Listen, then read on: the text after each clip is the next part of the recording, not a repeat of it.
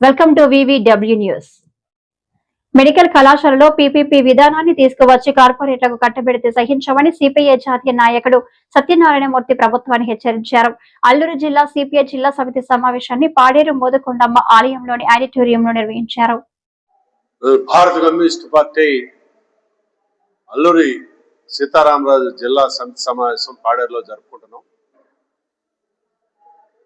ఇటీవల మన కూటమి ప్రభుత్వం గత ప్రభుత్వం ప్రారంభించిన ప్రభుత్వ మెడికల్ కళాశాలల్ని పీపీపీ మోడ్ లో ప్రైవేట్ వాళ్ళకి ఇవ్వాలని చెప్పని నిర్ణయం చేశారు. అందులో తొలి విడతగా 5 కళాశాలలు ఇచ్చేస్తున్నారు. పాడేరు కూడా వాళ్ళకి ఇస్తున్నారు. రోజుని ప్రభుత్వ విద్య తగ్గిపోతా ఉంది. దాని వలన సామాన్యులకి విద్య అందని ద్రాక్షగా తయారవుతుంది. ఇది సరైనది కాదు. ప్రభుత్వమే విద్యని ప్రోత్సహించాల్సినటువంటి పరిస్థితి ఉంది అని చెప్పని ఒక పక్కన ఆందోళన చేస్తుంటే ప్రజలు కోరుతా ఉంటే ఉన్నటువంటి దాన్ని ప్రైవేట్ రంగానికి అప్పజెప్పేటటువంటి పద్ధతిలో కూటమి ప్రభుత్వం ప్రయత్నం చేస్తుంది. సరైనది కాదని చెప్పని భావిస్తున్నాం. దాని మీద దీన్ని వ్యతిరేకిస్తూ ప్రకటన ఇచ్చిన తర్వాత అసలు పీపీపీ అంటే మీకు అర్థం తెలుసునా అని చంద్రబాబు నాయుడు గారు ఎదురు ప్రశ్న వేస్తున్నారు.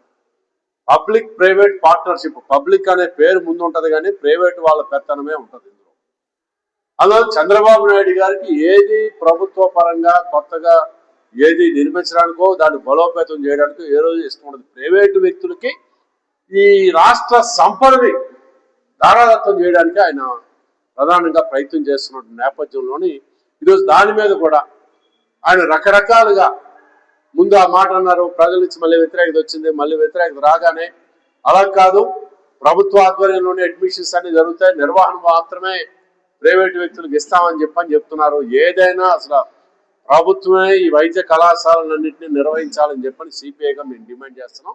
దాని మీద ఈ నెల 18 అన్ని జిల్లాల్లో పెద్ద ఎత్తున ప్రజా ఆందోళన నిర్వహించాలని చెప్పని నిర్ణయం చేసుకున్నాం. దాంతోపాటు భారత కమ్యూనిస్ట్ పార్టీ ఈ దేశంలో ఆవిర్భవించి 100 సంవత్సరాలు పూర్తి చేసుకుంది ఈ నెల 26వ తారీఖు నాటి. వాస్తవానికి శతవార్షికోత్సవాల ముగింపు సభని మన పక్క రాష్ట్రమైనటువంటి ఖమ్మం జిల్లాలోని పెద్ద ఎత్తున జరపాలని చెప్పని డిసెంబర్ 26న నిర్ణయం చేసుకున్నప్పటికీ ఆ రాష్ట్రంలో పంచాయతీ ఎన్నికలు జరుగుతున్నాయి కాబట్టి దాన్ని వచ్చే నెల 2026 జనవరి 18వ తారీఖుకి మార్పు చేసుకున్నాం. ఆ రోజుని పెద్ద ఎత్తున దాదాపు 5 లక్షల మందితోని ఈ శతవార్షికోత్సవాల ముగింపు సభని అక్కడ నిర్వహించబోతున్నాం. ఏదైనా ఈ రోజుని కేంద్ర ప్రభుత్వం పార్లమెంట్ లో చేస్తున్నటువంటి చర్చని మనం చూస్తూనే ఉన్నాం. వందే మాత్రం 150 సంవత్సరాలు అయిన సందర్భంగా పెద్ద ఎత్తున చర్చ పెడుతున్నారు. దాన్ని ఎవరు కాదనరు. వందే మాత్రానికి ఆ రోజు స్వతంత్ర ఉద్యమంలో పాల్గొన్నటువంటి వాళ్ళు ఆ గీతంలో ఎంత తీసుకోవాలన్నది ఆ రోజు చర్చించుకుని దాని ప్రకారం అది తీసుకోవడం అన్నది జరిగింది. వందే మాత్రమో లేకపోతే భారతదేశ స్వతంత్ర ఉద్యమంలోని ఎటువంటి పాత్ర లేనటువంటి ఆర్ఎస్ఎస్ వాళ్ళు ఈరోజు వందే మాత్రం గీతము లేకపోతే స్వతంత్ర ఉద్యమం దాన్ని ఓన్ చేసుకోవడానికి చేస్తున్నటువంటి ప్రయత్నంలో ఒక కుట్రలో భాగంగానే ఇది చర్చగా పెడుతున్నారు. ఈ రోజు ఈ దేశంలో నిరుద్యోగ సమస్య విపరీతంగా పెరిగిపోయింది. చదువుకున్న వాళ్ళకి ఉద్యోగాలు లేవు. మరో పక్కన పేదరికం విపరీతంగా పెరుగుతూ ఉంది. ఆకలితో అలమటించే ప్రజలు ఎక్కువగా నివాసం ఉన్నటువంటి దేశంగా భారతదేశం మొదటి స్థానానికి వచ్చినటువంటి నేపథ్యంలో మీరు వాటి మీద చర్చించాలి.